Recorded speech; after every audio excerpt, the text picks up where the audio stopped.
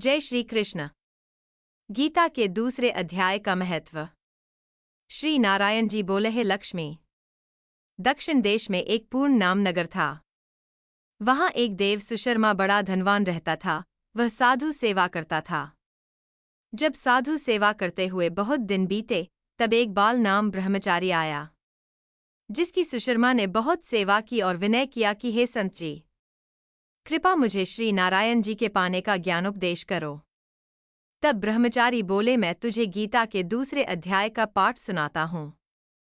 देव सुशर्मा ने कहा कि गीता जी के दूसरे अध्याय को सुनने से कोई आगे भी मुक्त हुआ है।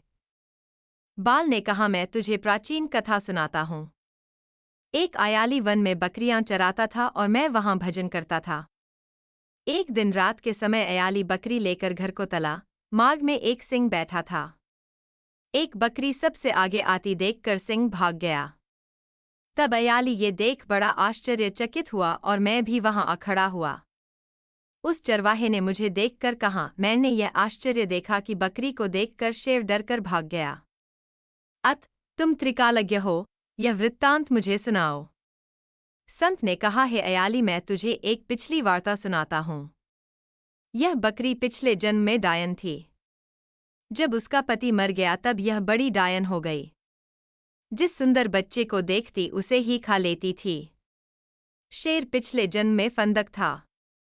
वह पक्षी पकड़ने के लिए जंगल में गया। ये डायन भी वहां पहुंच गई। डायन ने उस फंदक को खा लिया। अब यह फंदक बन गया है। इसलिए बकरी को देखकर उसे लगा ही वह अब भी मुझे खाने आ रही है। तब अयाली ने कहा कि मैं पिछले जन्म में क्या था? संत बोले, तू पिछले जन्म में चांडाल था। तब अयाली ने कहा कि हे ब्रह्मचारी जी, कोई ऐसा उपाय भी है जिसे कर हम तीनों इस अधम देह से छूटें। तब संत बोले, हम तुम तीनों का उद्धार करते हैं। एक बात सपनो, भयानक पर्वत की कंदरा में एक शिला थी। उसमें श्री गीता जी का दूसरा अध्याय लिखा हुआ था। मैंने उन अक्षरों को उस शिला पर देखा था।